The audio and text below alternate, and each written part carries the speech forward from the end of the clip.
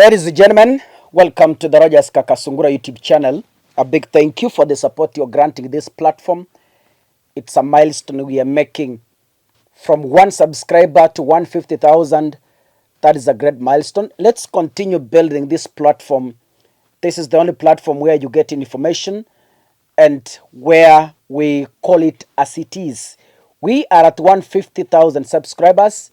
Please join us in this journey of heading to 200,000 subscribers. If you're watching this and you haven't subscribed, kindly do the honorable thing. Click the subscribe button.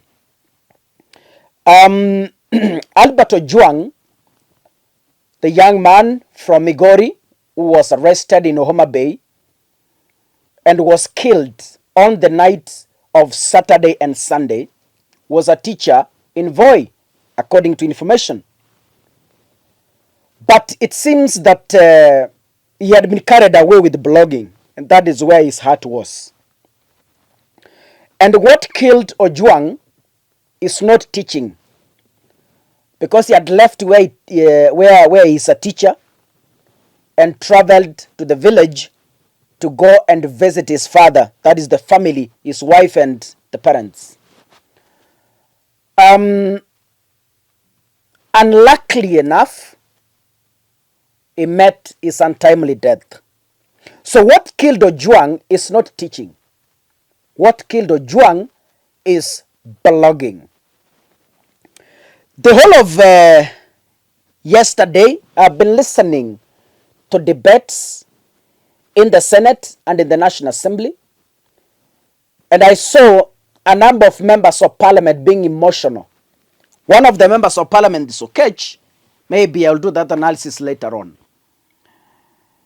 And we all know the Constitution of the Republic of Kenya gives members of parliament the power to enact laws in this country. In fact, that is their sole responsibility as per the Constitution of the Republic of Kenya.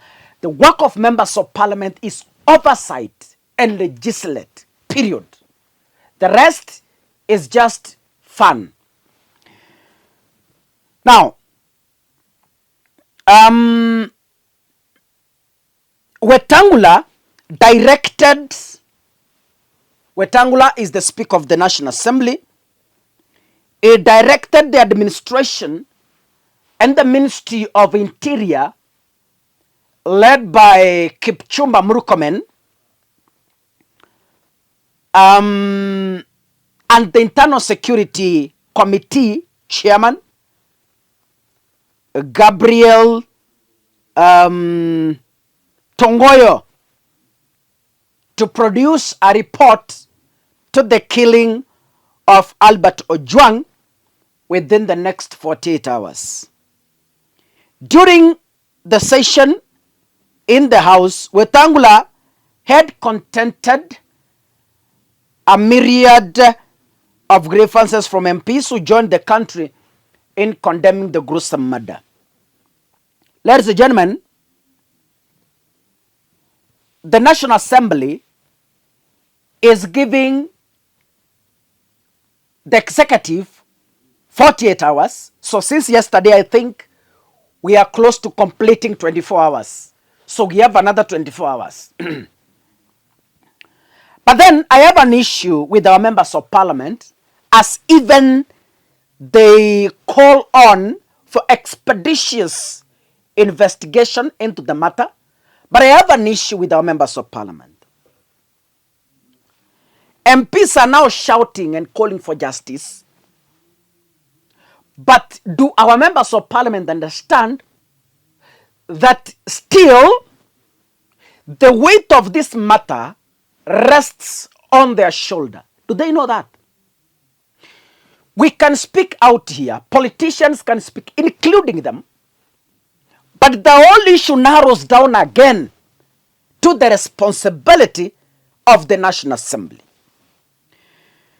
Albert was killed because of the weak laws that defend the freedom of speech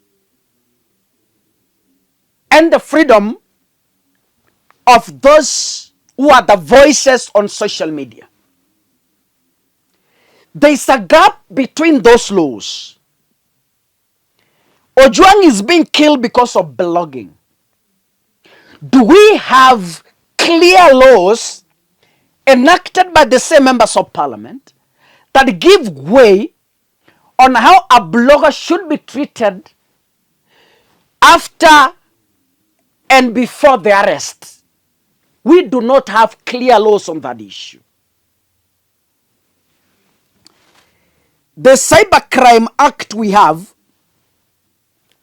does not provide into its completion on how such issues should be dealt by the police. So we are in this mess, according to me, because of the same members of parliament who are crying and asking for justice. When some people are appointed by the executive, the very same members of parliament have the responsibility to vet and approve. People like the Inspector General, people like the DIG, these are people who are promoted and vetted by the same National Assembly. Now, they are crying here to us, like any other Kenyan, that, you know, Mr. Speaker, we need an investigation. Mr. Speaker, we need justice. Mr. Speaker, where was Ojang killed? Mr. Speaker, it's okay, Mr. Speaker, we understand you. But then, what laws have you enacted as members of the National Assembly to protect such cases going forward? Which laws? Which laws? Ojang is being killed because of exposing corruption in this country.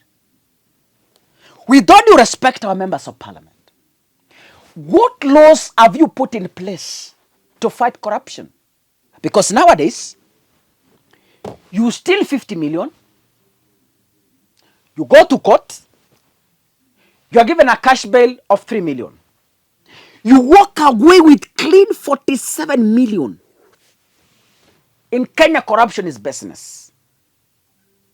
In Kenya, you steal 200 million Kenyan shillings. You steal, unaiba, unaingia treasury, unaingia parastato, unaingia ministry, you walk away with 200 million.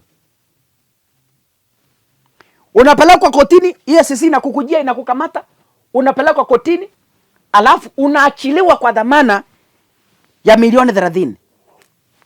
You walk away with clean 170 million business profits. So what laws have you put in place before you begin to shout and cry about the killing of Ojang? It's good to shout, but then what laws have you put in place? Wabunge wetu, I'm talking to you. I know some of you will get this video. What laws have you enacted? There was information in the public domain.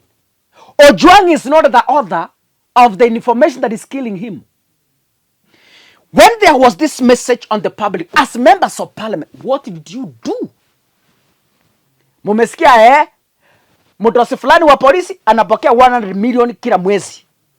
Mumesikia na mnajua, na media imeandika story. So wabunge mnanyamaza wakati blogger anashare the same story anauliwa, sasa ndio mnaanza kubweka. Who bewitched this country, for heaven's sake? Nani alituroga? But anyway, we all know that members of parliament will talk, they will sympathize, as they always tell us, and they will eventually move on, and the Kenya will proceed. But the father of Ojang will remain with that scar forever. The young son who was left by his father, the memories will remain for life. But members of parliament will talk, sympathize, and move on.